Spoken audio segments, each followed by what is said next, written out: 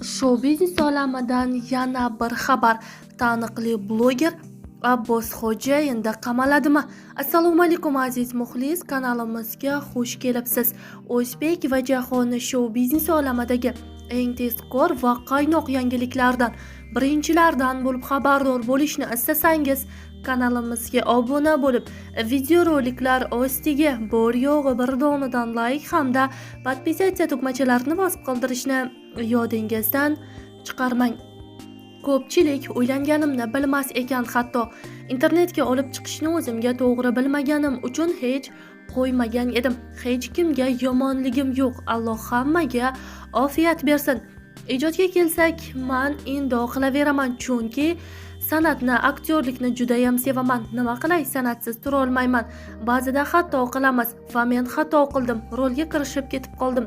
Xalqimiz bu darajada ishonib qoladi deb o'ylamadim. Buning uchun xalqimizdan uzr so'rayman. Oilam uchun yashayman.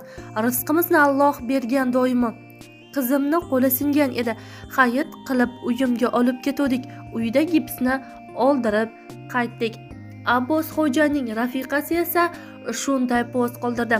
Adasi bilaman, ichingizdagi gaplarni hech kimga aytmaysiz, doim sir saqlaysiz. Kim nima desa desin, men yoningizdaman. Sizga hech kim ishonmagan taqdirda ham men ishonaman. Hech kimga hisob berishingiz shart emas. Bunga urinmang. Gapirganlar gapirib qolaversin. Siz hech kimni majburlab rol o'ynatmadingiz, qo'lidan ushlab operatsiya stoliga yotqizmadingiz. Alloh har bir insonga hayvonlardan farqli qilib tafakkurni bergan. Gap so'zlarni o'zingizga olmang. Siz oilamiz ustunisiz. Hammasi Allohdan.